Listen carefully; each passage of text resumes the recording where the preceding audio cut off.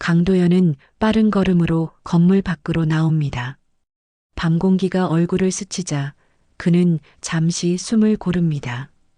그 순간 앞에서 다가오던 누군가와 강하게 부딪힙니다. 아이고, 짧은 비명과 함께 무언가 바닥에 쏟아지는 소리가 울립니다. 서미자의 배달 가방이 인도 위에 떨어지고 김밥과 도시락이 사방으로 흩어집니다. 죄송합니다. 제가 정신이 없어서. 강도연은 걸음을 멈춘 채 그 모습을 내려다봅니다. 강도연은 잠시 침묵하다가 입을 엽니다. 다치신 데는 없습니까?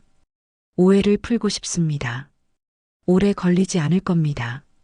강도연은 결심한 듯 말을 꺼냅니다. 형식적인 아내가 필요합니다. 일정 기간 동안만 제 아내 역할을 해주시면 됩니다. 아니, 이게 무슨... 이들에게 지금 도대체 무슨 일이 벌어지고 있는 걸까요? 안녕하세요. 여러분의 사연 담긴 여러 이야기들을 들려드리고 있는 인생 수필관입니다. 마지막 반전까지 숨막히는 이야기를 끝까지 들어보세요.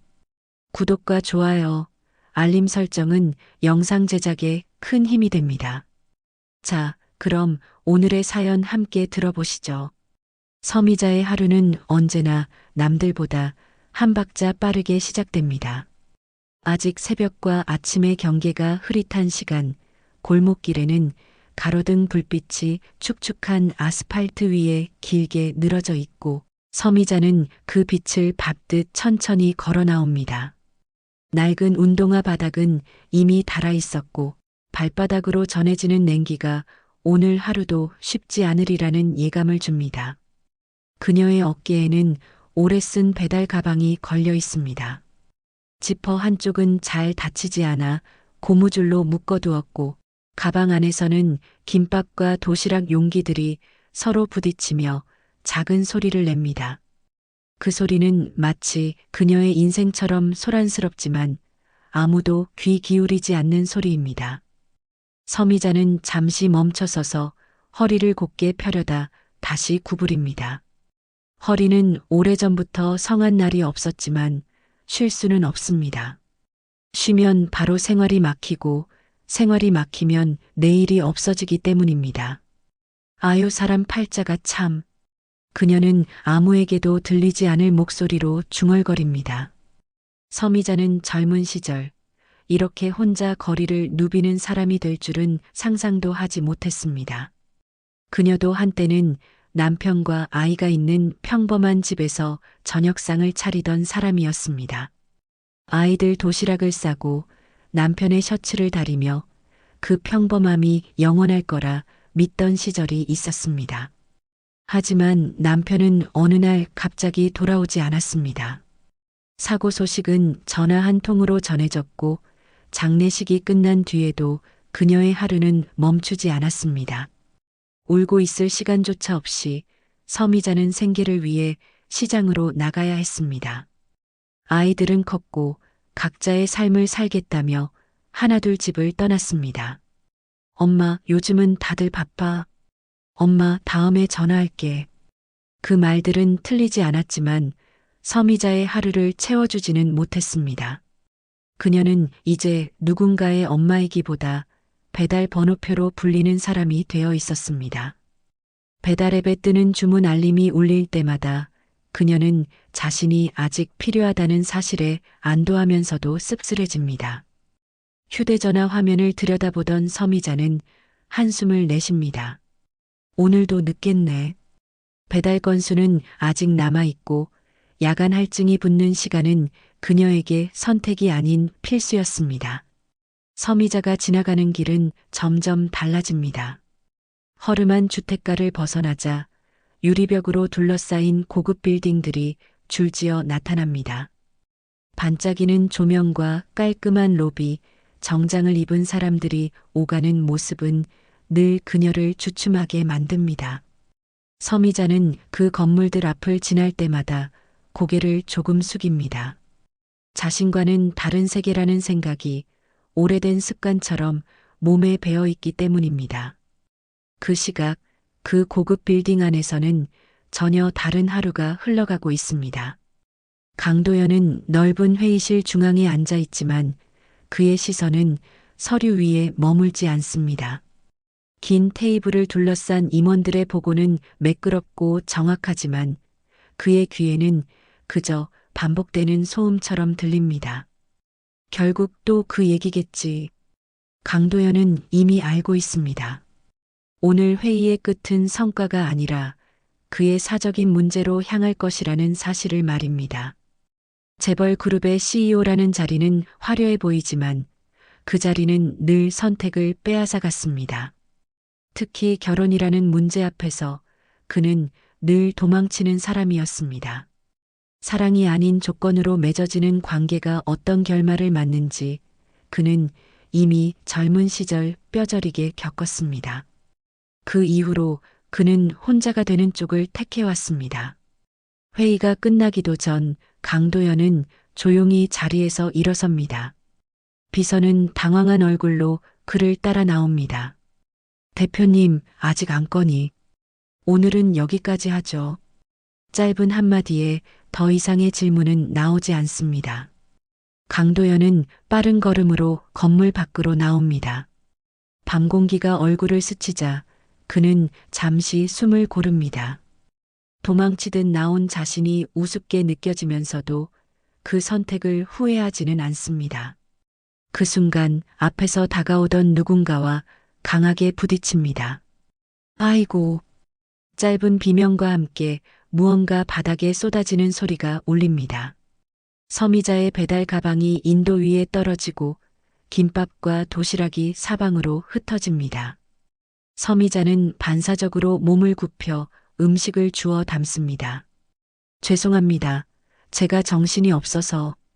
강도연은 걸음을 멈춘 채 그 모습을 내려다봅니다. 서미자의 손은 빠르게 움직이지만 미세하게 떨리고 있습니다. 그녀의 얼굴에는 피로와 조심스러움, 그리고 오래 눌러온 체념이 겹쳐 있습니다.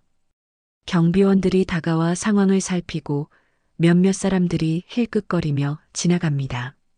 서미자는 더 작아진 목소리로 말합니다. 변상해야 하면 말씀 주세요. 정말 죄송합니다. 강도연은 잠시 침묵하다가 입을 엽니다. 다치신 데는 없습니까? 그 말에 서미자는 고개를 들고 그를 바라봅니다. 책임을 묻는 말이 아니라 사람을 향한 질문이라는 사실이 그녀를 순간 멈추게 합니다. 이 사소해 보이는 충돌은 아직 아무도 모르는 사이에 두 사람의 인생을 천천히 흔들기 시작하고 있습니다. 서미자는 흩어진 도시락을 모두 주워 담고 나서도 한동안 자리를 떠나지 못합니다. 배달 가방을 다시 어깨에 메었지만 몸이 쉽게 움직여지지 않습니다. 이곳의 공기와 시선이 자신에게 어울리지 않는다는 느낌이 강하게 밀려옵니다. 정말 죄송합니다. 서미자는 다시 한번 고개를 숙입니다. 습관처럼 튀어나온 말이었고 이곳에서는 더더욱 그래야 할 것 같았습니다. 강도연은 그녀가 돌아서려는 순간 무심코 한 발을 내딛습니다. 그는 이미 지나쳐도 될 상황이라는 걸 알고 있으면서도 마음이 따라주지 않는 자신을 느낍니다. 서미자의 뒷모습에는 늘 누군가에게 미안해하며 살아온 사람 특유의 조심스러움이 배어 있습니다. 잠깐만요. 그의 낮은 목소리가 밤 공기 사이로 스며듭니다. 서미자는 반쯤 돌아선 채 멈춥니다. 네. 경계심이 묻어난 눈빛으로 그를 바라봅니다. 강도연은 잠시 말을 고르듯 입을 다뭅니다. 이런 제안을 길 한복판에서 꺼내는 것이 얼마나 무모한 일인지 잘 알고 있습니다. 하지만 지금 이 순간을 놓치면 다시는 용기가 나지 않을 것 같다는 생각도 듭니다.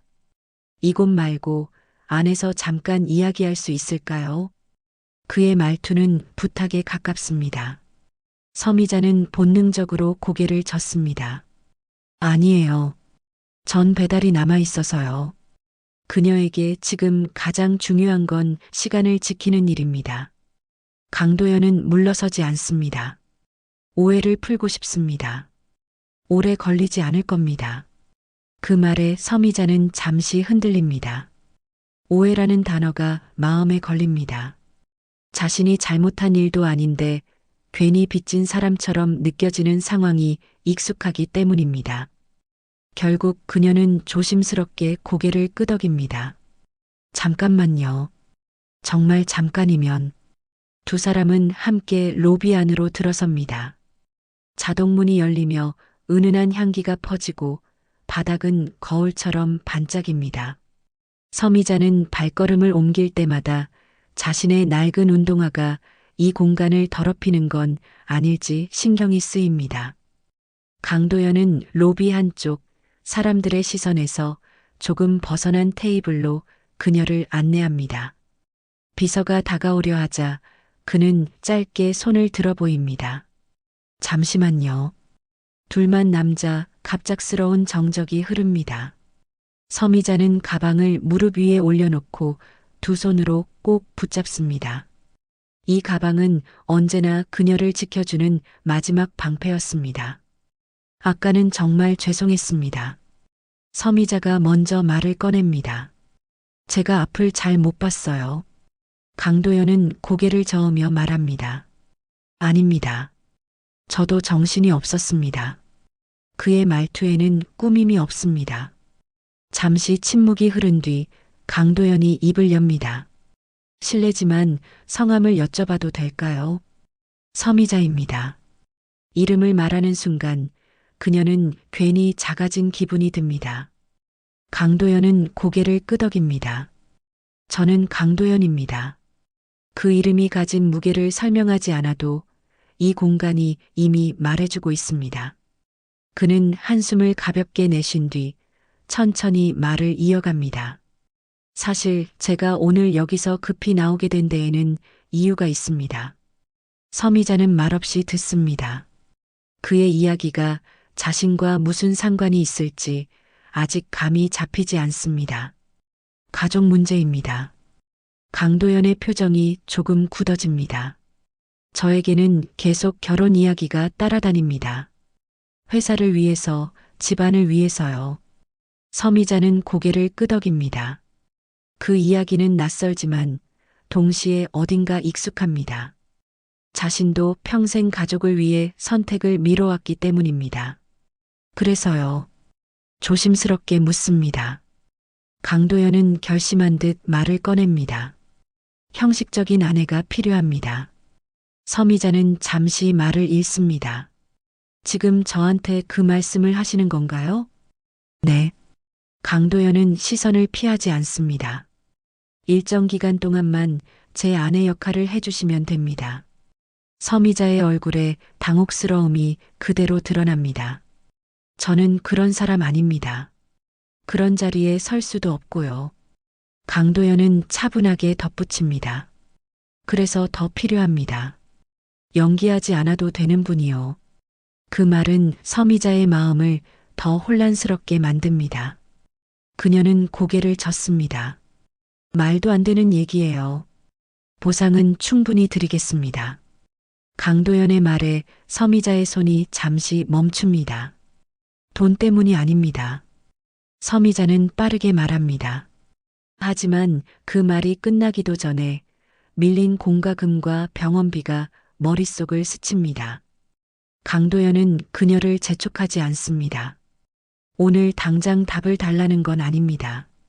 하루만 생각해 보시죠. 서미자는 자리에서 일어섭니다. 연락드릴게요. 그 말에는 거절도 승낙도 아닌 무언가가 섞여 있습니다. 로비를 나서며 서미자는 느낍니다. 방금 넘어온 이 문턱이 단순한 제안이 아니라 자신의 인생을 전혀 다른 방향으로 끌고 갈지도 모른다는 사실을 말입니다. 서미자는 로비를 빠져나와 밤거리로 나오는 순간 자신도 모르게 숨을 크게 들이마십니다. 차가운 공기가 폐 깊숙이 스며들며 조금 전에 화려한 조명과 묘한 긴장을 밀어내는 듯합니다. 그러나 마음속에서는 오히려 더 선명해진 감정이 고개를 듭니다. 현실감 없는 제안, 이해되지 않는 친절, 그리고 그 모든 것 앞에서 흔들리고 있는 자기 자신이 말입니다. 배달 가방을 다시 어깨에 메고 자전거에 올라타지만 페달을 밟는 다리는 평소보다 무겁습니다. 몸은 분명 익숙한 동작을 반복하고 있는데 머릿속은 온통 다른 생각으로 가득 차 있습니다. 형식적인 아내. 그 말은 우스꽝스럽게 들리면서도 이상하리만큼 마음 한쪽을 건드립니다. 미쳤지, 내가. 서미자는 혼잣말로 중얼거리며 고개를 세게 흔듭니다. 이런 선택지는 자신의 인생에 존재한 적이 없었습니다. 그녀의 삶은 늘 정해진 길 위에 있었고 선택이라 불릴 만한 것들은 대부분 포기와 타협이었습니다.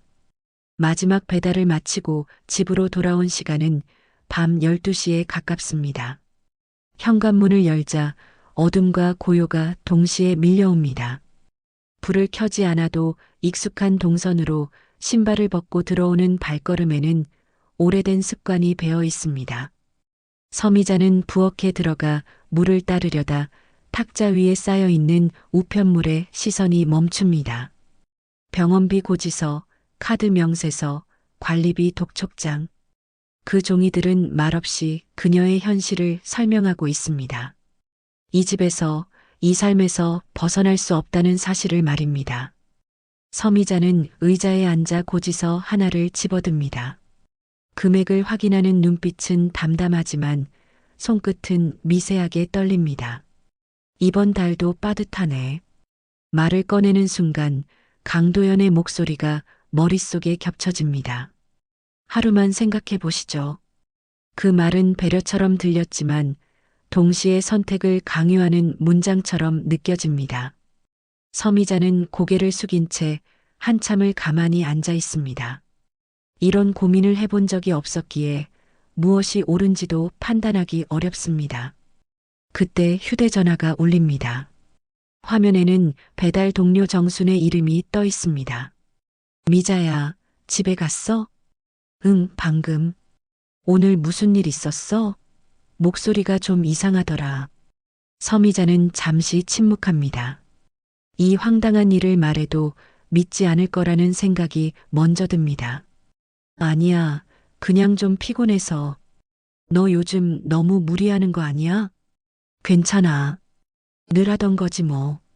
전화를 끊고 나자 집안은 다시 고요해집니다. 그 고요함 속에서 서미자의 마음은 오히려 더 시끄러워집니다. 그녀는 한참을 망설이다가 결국 가방에서 명함을 꺼냅니다.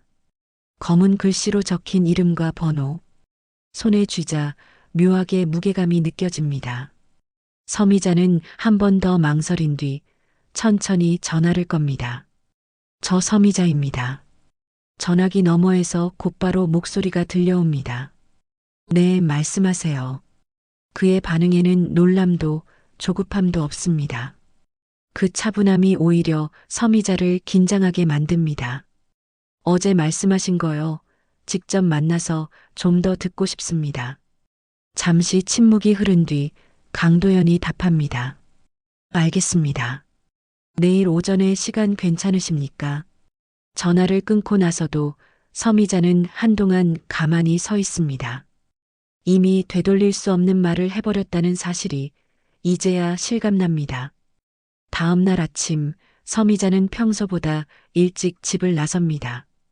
약속 장소로 지정된 고급 주택가 앞에 도착하자 높은 담장과 조용한 거리 풍경이 그녀를 압도합니다. 이곳에는 배달 오토바이 소리도 시장의 소음도 없습니다. 여기가 맞나? 서미자는 몇 번이나 주소를 확인하며 발걸음을 멈춥니다. 이곳은 분명 자신이 살아온 세계와는 다른 규칙이 적용되는 곳처럼 느껴집니다. 그때 검은색 차량 한 대가 천천히 다가와 멈춥니다. 창문이 내려가고 강도연의 얼굴이 보입니다. 기다리셨죠? 아니요, 방금 왔어요. 차에 오르자 조용한 내부와 정갈한 향기가 서미자를 더 굳게 만듭니다. 강도연은 출발하기 전 짧게 말합니다. 불편하시면 언제든 말씀하세요. 차는 곧 커다란 저택 앞에 도착합니다. 서미자는 문을 열고 내리자마자 압도적인 풍경에 말을 잃습니다. 이곳은 집이라기보다 다른 인생의 무대처럼 보입니다. 문이 열리고 집사와 직원들이 고개를 숙여 인사합니다. 오셨습니까? 서미자는 반사적으로 허리를 굽힙니다. 거실로 들어서자 넓은 공간과 차분한 분위기가 그녀를 감쌉니다. 강도연은 테이블 위에 서류를 내려놓으며 말합니다. 오늘은 계약을 강요하지 않겠습니다. 서미자는 그 말에 조금 안도하면서도 더 긴장합니다. 그럼 뭘 하자는 건가요? 제가 어떤 삶을 살아왔는지, 왜 이런 제안을 했는지 말씀드리고 싶습니다. 강도연의 말은 차분하지만 그 안에는 오래 묵은 피로가 담겨 있습니다. 서미자는 소파에 앉으며 주변을 둘러봅니다.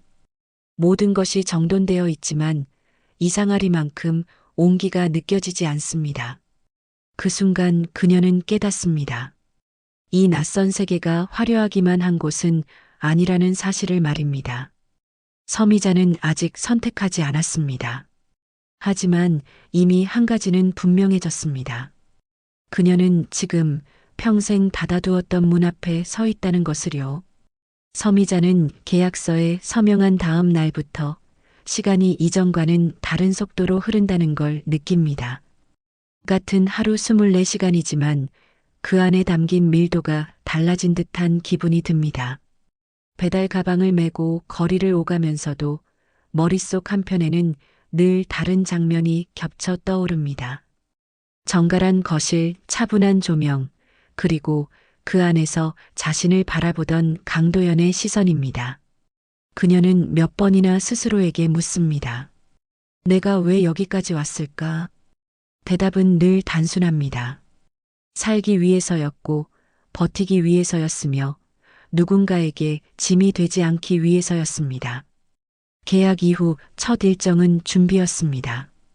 서미자는 다시 강도연의 집을 찾습니다. 이번에는 손님이 아니라 역할을 맡은 사람으로서 들어서는 공간입니다.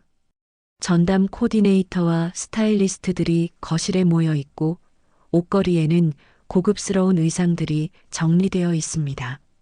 서미자는 그 앞에 서자마자 자연스럽게 손을 모읍니다. 이렇게까지 해야 하나요? 그녀의 목소리에는 조심스러움과 부담이 동시에 묻어 있습니다. 처음이 가장 중요해요. 코디네이터가 웃으며 말합니다. 가족분들은 아주 사소한 것까지 봅니다. 서미자는 그 말에 고개를 끄덕이지만 마음은 점점 더 무거워집니다. 평생 사소한 것 때문에 평가받으며 살아왔는데 이제는 그 무게가 훨씬 커진 느낌입니다. 옷을 갈아입고 거울 앞에 섰을 때 서미자는 잠시 말을 잃습니다. 몸에 딱 맞는 옷, 정돈된 머리, 화장으로 또렷해진 얼굴. 분명 낯선 모습인데 그렇다고 완전히 다른 사람처럼 느껴지지는 않습니다. 오히려 숨겨두고 살았던 자신을 억지로 끄집어낸 기분이 듭니다. 어깨를 조금만 더 펴세요. 고개는 너무 숙이지 마시고요. 지시가 이어질수록 서미자의 몸은 점점 굳어집니다.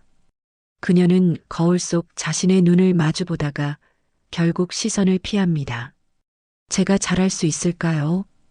그 질문은 연기에 대한 것이 아니라 이 인생 전체에 대한 물음처럼 흘러나옵니다.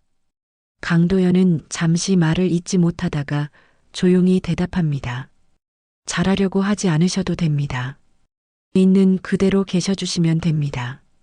그 말은 위로 같으면서도 서미자의 마음을 더 흔듭니다. 그녀는 평생 있는 그대로가 부족하다는 말을 들으며 살아왔기 때문입니다. 며칠 뒤 재벌가 가족 모임 날이 다가옵니다. 장소는 강도연의 본가, 오래된 대저택입니다. 차가 저택 입구에 다다르자 서미자의 심장은 귀 옆에서 울리는 듯 뛰기 시작합니다. 지금이라도 그만둘 수 있을까요? 서미자가 거의 속삭이듯 말합니다. 강도연은 잠시 그녀를 바라보다가 고개를 젓습니다. 오늘만 넘기면 됩니다. 제가 옆에 있겠습니다. 차 문이 열리는 순간 수많은 시선이 두 사람을 향해 쏟아집니다. 서미자는 본능적으로 발걸음을 늦추지만 강도연은 자연스럽게 그녀의 옆에 서서 함께 걸어갑니다. 도연이 왔구나. 어르신의 목소리가 울리고 뒤이어 친척들의 인사가 이어집니다. 이쪽은 제 아내입니다. 강도연의 말에 서미자는 준비해둔 인사를 꺼냅니다. 처음 뵙겠습니다. 허리를 숙이는 순간 수십 개의 시선이 그녀를 훑고 지나가는 걸 느낍니다. 머리끝부터 발끝까지, 말투 하나, 손짓 하나까지. 식탁에 앉자 대화는 자연스럽게 서미자를 중심으로 흐릅니다. 어디서 자라셨어요? 부모님은 무슨 일 하셨고요? 서미자는 미리 외운 문장을 떠올리며 답합니다. 서울에서 오래 살았습니다. 부모님은 장사하셨어요. 그 말이 끝나자 잠깐의 정적이 흐릅니다. 강도연의 여동생이 미소를 지으며 말을 잇습니다. 말씀이 참 꾸밈이 없으시네요. 그 말은 부드러웠지만 서미자의 귀에는 가볍지 않게 들립니다. 칭찬인지 평가인지 알 수 없는 경계선 위의 말이었기 때문입니다. 식사가 이어질수록 질문은 점점 더 구체적이 됩니다. 두 분은 언제 처음 만나셨어요? 결혼식은 왜 조용히 치르셨고요? 강도연은 자연스럽게 말을 받습니다. 저희는 시끄러운 걸 좋아하지 않습니다. 결혼식보다는 서로를 알아가는 게 더 중요하다고 생각했습니다. 그의 말은 매끄럽지만 서미자는 점점 숨이 막혀옵니다. 한마디라도 틀리면 모든 것이 무너질 것 같은 기분이 듭니다. 그러다 실수는 예상치 못한 순간에 찾아옵니다. 서미자의 손이 물컵을 건드리고 컵이 넘어지며 맑은 소리가 식탁 위에 울립니다. 대화가 한순간에 멈춥니다. 괜찮아요. 강도연이 빠르게 말하며 손수건을 건넵니다. 서미자는 연신 고개를 숙이며 컵을 세웁니다. 죄송합니다. 그 말은 오늘만 벌써 몇 번째인지 모릅니다. 식사가 끝나고 집안 여기저기에서 낮은 목소리의 대화들이 오갑니다. 서미자는 그 시선과 분위기를 온몸으로 느끼며 서 있습니다. 이곳에서 자신은 여전히 손님이자 이질적인 존재라는 사실을 분명히 깨닫습니다. 집으로 돌아오는 차 안, 침묵이 길게 이어집니다. 서미자는 창밖을 바라보다가 조심스럽게 말합니다. 오늘 많이 어색했죠. 강도연은 잠시 운전대를 잡은 채 대답하지 않다가 말합니다. 처음부터 쉬울 거라고 생각하지 않았습니다. 그래도 끝까지 버티셨습니다. 그 말에도 서미자의 마음은 가라앉지 않습니다. 그녀는 알고 있습니다. 오늘의 균열은 시작에 불과하고 이 연극은 이제 막 깊어지기 시작했다는 것을요. 서미자는 그날 밤 끝내 잠들지 못하고 침대 위에서 몇 번이나 몸을 뒤척입니다. 이 방은 호텔처럼 정갈하고 조용한데도 그녀의 가슴속은 시장통처럼 소란스럽습니다. 벽시계 소리조차 들리지 않을 만큼 고요한데 이상하게도 그 고요가 서미자를 더 불안하게 만듭니다. 평생 조용한 집이란 걸 꿈꿔본 적은 있어도 이렇게 숨이 막힐 만큼 조용한 밤은 처음입니다.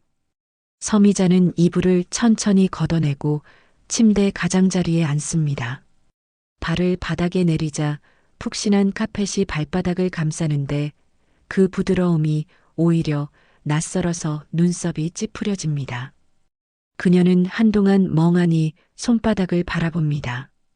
배달 가방 끈에 눌려 늘 붉게 남아있던 자국이 오늘은 없지만 대신 다른 자국이 마음에 남아있습니다. 낮에 겪었던 식탁의 시선들, 물컵이 넘어지던 소리, 그리고 그 뒤에 이어진 미묘한 웃음들이요. 내가 대체 무슨 짓을 한 거니? 서미자가 아주 작은 목소리로 중얼거립니다. 소리를 내뱉자마자 누군가 들을까봐 스스로 놀라 다시 입을 다뭅니다. 그녀는 평생 조용히 살아야 한다고 배워왔습니다. 조용히 일하고, 조용히 참고, 조용히 사과하고, 조용히 사라지는 사람이 되는 게 안전하다고요. 그런데 오늘은 그 조용함이 오히려 그녀를 더 크게 드러나게 만든 듯합니다. 서미자는 창가로 다가가 커튼을 아주 조금만 젖힙니다. 정원에는 밤인데도 조명이 켜져 있고 길은 반듯하게 정리되어 있습니다. 나뭇잎 한 장도 제멋대로 떨어져 있지 않은 것처럼 보입니다. 그 풍경을 바라보는 순간 서미자는 문득 깨닫습니다. 이 집은 사람의 감정까지도 정돈해 두길 원하는 곳일지 모른다는 생각이 듭니다. 마치 슬퍼도 적당히, 아파도 조용히, 무너져도 티나지 않게 무너져야 하는 세계처럼요. 그때 복도 쪽에서 낮은 목소리가 들려옵니다. 처음엔 대수롭지 않게 넘기려 했지만 곧 강도연의 이름이 들리자 서미자의 숨이 순간 멎습니다.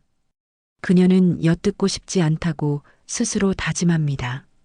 하지만 발은 움직이지 않고 귀는 더 또렷해집니다. 오빠, 나랑 똑바로 얘기해. 강도연의 여동생 목소리입니다. 도대체 그 여자 어디서 데려온 거야? 서미자는 커튼을 쥔 손에 힘이 들어갑니다. 손끝이 하얗게 질리며 심장이 귀 옆에서 뛰는 것처럼 요란해집니다. 그녀는 자신이 지금 손님이 아니라 대상이 되어 있다는 걸 직감합니다. 그만해. 강도연의 목소리가 낮게 들립니다. 차분하려 애쓰는 기운이 느껴지지만 그 차분함 뒤에는 지친 숨이 섞여 있습니다. 그만하긴 뭘 그만해. 여동생의 말이 더 날카로워집니다. 집안 어르신들 다 수군거려. 갑자기 나타난 아내라니 말이 돼? 서미자의 어깨가 움찔합니다. 갑자기 나타난 그 말이 마치 길가에 굴러온 돌처럼 자신을 표현하는 것 같아 목구멍이 뜨겁게 막힙니다. 사람들 눈이 얼마나 무서운지 알잖아. 오빠 회사 이미지도 걸려 있고 언론이 냄새만 맡아도 난리야. 여동생의 목소리에는 걱정보다 계산이 더 많이 묻어 있습니다. 서미자는 그 계산이 익숙합니다.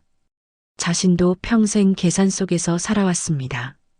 남편 장례를 치른 뒤 얼마 남았나를 계산했고, 아이들 학비를 어떻게 막나를 계산했고, 병원비를 언제까지 미룰 수 있나를 계산했습니다. 하지만 이 집의 계산은 돈이 아니라 사람의 값어치를 재는 계산처럼 들립니다. 조사해봤어? 여동생이 말을 끈듯 내뱉습니다. 배달일한다더라. 그 순간 서미자의 시야가 잠깐 흔들립니다. 배달. 그 단어 하나에 그녀의 지난 세월이 한 줄로 정리되는 기분이 듭니다. 새벽 공기, 찬 골목, 손님에게 고개 숙이던 순간들, 죄송합니다가 습관이 된 목소리까지요. 그래서 강도연의 말이 단호하게 떨어집니다. 그래서가 아니라 그게 문제라고. 여동생이 숨을 한번 고르고 말을 낮춥니다. 오빠, 이 집안이 어떤 집안인지 알잖아. 사람들은 왜 결혼을 안 했는지보다 누굴 데려왔는지를 먼저 봐. 서미자는 눈을 감았다 뜹니다. 배달, 출신, 체면. 자신이 평생 벗어나려 했던 단어들이 다시 목을 조여옵니다. 그녀는 커튼을 놓고 조용히 한 걸음 물러섭니다. 문득 지금이라도 짐을 싸서 나가야 하나라는 생각이 스치지만 그 생각조차 어디로 가야 할지 대답이 없습니다. 내일도 데리고 나갈 거야? 여동생이 묻습니다. 그래. 강도연의 대답은 짧고 확실합니다. 그럼 각오는 해. 여동생이 낮게 웃습니다. 이건 시작일 뿐이야. 어르신들 한번 의심하면 끝까지 파고들어. 발소리가 멀어지고 복도는 다시 고요해집니다. 서미자는 그 자리에 한참 서 있습니다. 숨이 얕아지고 손바닥에는 땀이 맺힙니다. 그녀는 자신이 이 집에 초대받은 사람이 아니라 검증당하는 사람이라는 걸 뼈저리게 느낍니다. 그리고 그 검증은 단지 오늘의 실수 때문이 아니라 서미자라는 존재 자체 때문이라는 것도요. 서미자는 천천히 방에서 나와 부엌으로 향합니다. 불을 켜지 않은 부엌은 어둡지만 서미자는 손끝 감각만으로 컵을 꺼낼 수 있습니다. 평생 작은 부엌에서 살림을 해온 몸이니까요. 하지만 물을 따르려는 순간 손이 떨려 컵과 컵이 부딪히는 소리가 크게 울립니다. 그 소리에 서미자는 스스로 놀라 숨을 삼킵니다. 안 주무셨습니까? 뒤에서 강도연의 목소리가 들려옵니다. 서미자는 천천히 돌아섭니다. 그는 셔츠 소매를 걷은 채 서 있고 낮에 단정한 대표 모습이 아니라 어딘가 지친 사람의 얼굴을 하고 있습니다. 그 모습이 서미자의 마음을 더 복잡하게 만듭니다. 이 사람도 완벽해 보이지만 완벽한 사람은 아니라는 사실이요. 잠이 안 와서요. 서미자가 애써 담담하게 말합니다. 하지만 목소리 끝이 살짝 흔들립니다. 강도연은 그녀의 표정을 가만히 봅니다. 무슨 일 있으셨죠? 그의 물음은 캐묻기보다 알아차렸다는 확인처럼 들립니다. 서미자는 고개를 젓습니다. 아니에요. 그 말은 거짓이지만 그녀가 가장 익숙하게 살아남아 온 말이기도 합니다. 강도연은 한 발 다가옵니다. 이 집이 불편하신 겁니까? 오늘 모임 때문에 그러십니까? 서미자는 컵을 내려놓고 손을 맞잡습니다. 손가락이 꽉 꼬일 만큼 힘이 들어갑니다. 대표님, 제가 너무 무리한 걸까요? 강도연은 대답하지 않고 짧게 숨을 내쉽니다. 그 침묵이 서미자를 더 몰아붙입니다. 서미자는 결국 입술을 깨물고 말합니다. 저한테는요, 이런 자리가 너무 무섭습니다. 무서우실 거답니다. 강도연이 낮게 말합니다. 그래도 저는 함께 가야 한다고 생각했습니다. 서미자의 눈이 커집니다. 함께요? 그 단어가 계약서에는 없던 단어처럼 들립니다. 강도연은 잠시 시선을 피했다가 다시 마주봅니다. 오늘 무슨 말을 들으셨습니까? 서미자는 더 숨길 수 없습니다. 대표님 여동생이요. 제가 배달하는 사람이라는 걸 알고 있더라고요. 강도연의 턱이 살짝 굳습니다. 그는 잠깐 눈을 감았다 뜨고 말합니다. 그건 문제가 되지 않습니다. 서미자의 가슴에서 억눌러 두었던 말이 터져 나옵니다. 대표님께는요. 하지만 저는 평생 그런 걸 설명하면서 살아온 사람이에요. 제가 누구인지 말하기도 전에 사람들이 제 값을 먼저 정해버립니다. 강도연은 한동안 아무 말이 없습니다. 그 침묵 속에서 서미자는 더 크게 무너집니다. 그녀는 화려한 집이 아니라 사람의 침묵이 가장 무섭다는 걸 다시 깨닫습니다. 침묵은 아니다도 맞다도 말하지 않으면서 마음을 끝없이 불안하게 만들기 때문입니다. 서미자는 목을 가다듬고 조용히 말합니다. 대표님, 이 계약 지금이라도 끝내면 안 될까요? 저는 또 누군가한테 웃음거리 되는 건 자신이 없습니다. 강도연의 눈빛이 흔들립니다. 그는 천천히, 아주 천천히 말합니다. 제가 그럴 일 없게 하겠습니다. 누가 뭐라고 해도 제가 맡겠습니다. 서미자는 그 말을 듣고도 바로 믿지 못합니다. 평생 누군가가 자신을 막아주겠다고 말한 적이 없었기 때문입니다. 서미자는 웃지도 울지도 못한 얼굴로 손끝을 더 꽉 쥡니다. 그리고 조심스럽게 묻습니다. 대표님은 왜 이렇게까지 하세요? 강도연은 한참을 망설입니다. 그의 입술이 몇 번이나 열렸다 닫힙니다. 그러다 마침내 아주 낮게 말합니다. 저도 도망치고 싶었습니다. 결혼이 아니라 사람한테서요. 그 고백은 서미자의 심장 한가운데에 묵직하게 떨어집니다. 서미자는 그 순간 깨닫습니다. 이 연극은 단지 아내 역할만 하는 일이 아니었습니다. 서로 다른 두 사람이 각자 도망쳐온 상처를 들키는 자리였습니다. 그리고 그 상처는 이제 더는 숨길 수 없을 만큼 밤 한가운데에서 얼굴을 드러내고 있습니다. 서미자는 그 밤 이후로 잠을 더 쉽게 잃습니다. 하지만 이상하게도 완전히 무너지지는 않습니다. 강도연이 제가 맡겠습니다라고 말하던 순간 그녀는 처음으로 누군가의 말이 자신의 등을 받치는 느낌을 받았습니다. 그 말이 진짜인지 아닌지는 아직 확신할 수 없지만 적어도 그가 그렇게 말할 수밖에 없었던 표정만큼은 거짓이 아니었습니다. 아침이 밝자 저택은 아무 일도 없었던 것처럼 움직입니다. 하인들은 정해진 시간에 차를 내오고 집사는 일정표를 조용히 정리합니다. 정원에는 물이 뿌려지고 유리창은 반짝이도록 닦입니다.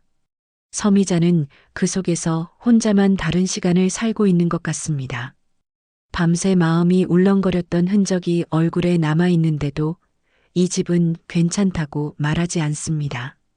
서미자는 부엌 한쪽에서 따뜻한 물을 마시며 숨을 고릅니다. 그때 집사가 조심스럽게 다가와 말합니다. 사모님, 오늘은 외출 일정이 있습니다. 사모님이라는 호칭이 아직도 서미자에게는 부끄럽고 낯섭니다. 그녀는 고개를 끄덕이지만 속으로는 또 무슨 시험대가 펼쳐질지 두렵습니다. 잠시 뒤 강도연이 거실로 내려옵니다. 어젯밤에 지친 얼굴과 달리 그는 다시 단정한 표정으로 돌아와 있습니다. 그 모습이 서미자를 조금 서운하게 만들면서도 동시에 이해하게도 합니다. 이 사람은 늘 이렇게 자신을 정리하고 살아왔을 겁니다. 무너지는 걸 들키지 않기 위해 더 단단해 보이는 방법으로요. 어제 죄송합니다. 서미자가 먼저 입을 엽니다. 어제의 감정이 지나치게 흘러나왔던 것 같아 부끄러움이 몰려옵니다. 강도연은 고개를 젓습니다. 죄송할 일 아닙니다. 오히려 제가 더 일찍 말씀드렸어야 했습니다. 서미자는 그 말이 무슨 뜻인지 이해하지 못하고 그를 바라봅니다. 강도연은 잠시 망설이다가 그녀를 서재로 안내합니다. 거실과 달리 서재에는 오래된 책과 액자들이 놓여 있고 그 공간에는 묘한 온기가 있습니다. 강도연은 서랍에서 작은 상자를 꺼냅니다. 상자 안에는 오래된 흑백 사진 한 장과 낡은 편지 봉투가 들어 있습니다. 서미자는 조심스럽게 사진을 들여다봅니다. 젊은 남자와 여자가 나란히 서 있는데 그 여자의 얼굴이 이상하게 낯설지 않습니다. 이분이 누구세요? 서미자가 묻습니다. 강도연의 목소리가 낮아집니다. 제 첫사랑입니다. 그리고 제가 결혼을 피하게 된 이유이기도 합니다. 서미자는 숨을 삼킵니다. 그가 처음으로 자신의 과거를 보여주고 있다는 사실이 낯설면서도 무겁습니다. 강도연은 사진 속 여자를 바라보며 말을 이어갑니다. 제가 젊었을 때 집안에서 정해준 결혼이 있었습니다. 그 결혼을 거부하려고 도망치듯 살았죠. 그때 그녀가 제 곁에 있었습니다. 서미자는 사진 속 여자의 눈빛을 자세히 봅니다. 어딘가 서미자 자신과 닮아 있습니다. 그 닮음이 우연인지 아니면 그가 자신을 멈춰 세운 이유인지 불안해집니다. 그런데 왜 헤어지셨어요? 서미자가 조심스럽게 묻습니다. 강도연은 잠시 침묵하다가 말합니다. 제가 지켜주지 못했습니다. 집안이 그녀를 가만두지 않았습니다. 그 말에 서미자의 가슴이 철렁 내려앉습니다. 집안이 가만두지 않았다는 말은 그녀가 지금 겪고 있는 것과 다르지 않습니다. 서미자는 자신도 모르게 손끝을 움켜쥡니다. 강도연은 편지 봉투를 열어 조심스럽게 꺼냅니다. 편지에는 짧은 문장이 적혀 있습니다. 당신이 나를 잊어도 나는 당신이 좋은 사람이길 바랍니다. 서미자는 그 문장을 보자 눈시울이 뜨거워집니다. 그런 문장을 남기고 떠날 수 있는 사람의 마음이 얼마나 아픈지 알 것 같습니다. 그때 집사가 급히 문을 두드립니다. 대표님, 큰일입니다. 강도연이 문을 열자 비서가 숨가쁘게 들어옵니다. 기자들이 움직이고 있습니다. 사모님 관련해서 가짜 결혼이라는 소문이 퍼졌습니다. 서미자의 얼굴이 하얗게 질립니다. 이 집의 문을 넘어온 순간부터 두려워했던 일이 현실이 됩니다. 강도연은 즉시 전화기를 듭니다. 누가 흘렸는지 알아보세요. 그리고 오늘 일정 다 취소합니다. 비서가 나가고 서미자는 떨리는 목소리로 말합니다. 대표님, 이제 끝난 거죠? 강도연은 그녀를 바라보며 단호하게 말합니다. 아닙니다. 이제부터가 시작입니다. 그 말은 서미자의 마음을 또 한 번 뒤흔듭니다. 그녀는 도망치고 싶지만 동시에 처음으로 도망치지 않고 서보고 싶다는 생각도 듭니다. 그의 과거와 자신의 현재가 겹쳐지며 서미자는 깨닫습니다. 자신은 단순히 계약을 위해 여기 있는 게 아니라 누군가의 상처와 자신의 상처가 맞닿아 있는 자리에서 다시 한번 삶을 선택해야 하는 순간에 서 있다는 것을요. 서미자는 서재 문을 나선 뒤에도 한동안 복도에 서 있습니다. 강도연이 꺼내 보였던 사진과 편지, 그리고 도망치고 싶었다는 그의 고백이 머릿속에서 계속 맴돕니다. 그 말은 단순한 과거 회상이 아니라 지금 이 순간에도 그를 붙잡고 있는 상처처럼 느껴졌습니다. 서미자는 자신도 평생 같은 방식으로 살아왔다는 사실을 인정하게 됩니다. 상처를 안고 있으면서도 아무 일 없는 사람처럼 하루를 살아내는 방식 말입니다. 거실 쪽에서는 전화벨이 몇 번이나 울리고 하인들의 발걸음이 분주해집니다. 저택 전체가 갑자기 숨을 고르는 듯한 기분이 듭니다. 서미자는 이유를 묻지 않아도 알 것 같습니다. 이 집이, 이 관계가 이제 더 이상 숨길 수 없는 지점에 와 있다는 거요. 잠시 뒤 강도연의 비서가 다가와 조심스럽게 말합니다. 대표님, 가족분들이 곧 도착하신다고 합니다. 그 한마디에 서미자의 심장이 크게 한번 내려앉습니다. 강도연은 짧게 고개를 끄덕입니다. 예상했던 일입니다. 그의 목소리는 차분하지만 그 안에는 단단히 굳힌 결심이 묻어 있습니다. 서미자는 본능적으로 한 발 뒤로 물러서려다 멈춥니다. 도망치고 싶은 마음이 없지 않지만 이제 도망칠수록 더 깊이 상처받을 거라는 것도 알고 있습니다. 저 방으로 가 있을까요? 서미자가 조심스럽게 묻습니다. 그 말에는 숨고 싶은 마음과 상황을 망치고 싶지 않은 마음이 함께 섞여 있습니다. 강도연은 그녀를 똑바로 바라봅니다. 아닙니다. 이제는 함께 있어야 합니다. 그 한마디에 서미자의 가슴이 묵직해집니다. 평생 함께라는 말에서 빠져있던 사람에게 그 말은 생각보다 큰 의미로 다가옵니다. 잠시 후 거실 문이 열리며 가족들이 하나둘 들어옵니다. 형제들, 여동생, 그리고 집안의 중심에 서 있는 어르신까지. 공기는 금세 차갑게 가라앉고 시선들은 자연스럽게 서미자를 향합니다. 도연아, 어르신의 낮은 목소리가 울립니다. 요즘 밖이 많이 시끄럽다. 강도연은 고개를 숙이지도 변명하지도 않습니다. 알고 있습니다. 여동생이 한 발 앞으로 나섭니다. 가짜 결혼이라는 얘기가 돌고 있어. 이제 와서 우연이라고 넘길 수 있는 수준은 아니야. 서미자는 그 말을 들으며 손끝을 꼭 쥡니다. 이미 여러 번 상처받은 말이지만 직접 듣는 순간의 무게는 다릅니다. 강도연이 입을 열려는 순간 서미자가 조용히 앞으로 나섭니다. 그 말씀이라면 제가 직접 드리겠습니다. 순간 거실 안의 모든 시선이 그녀에게 쏠립니다. 심장이 귀 옆에서 울리는 것처럼 뛰지만 서미자는 멈추지 않습니다. 저는 배달 일을 해왔습니다. 지금도 제 삶의 대부분은 그 일로 이루어져 있습니다. 서미자의 목소리는 처음엔 떨리지만 점점 또렷해집니다. 여동생이 비웃듯 묻습니다. 그래서요? 서미자는 그 시선을 피하지 않습니다. 그래서 숨기지 않겠습니다.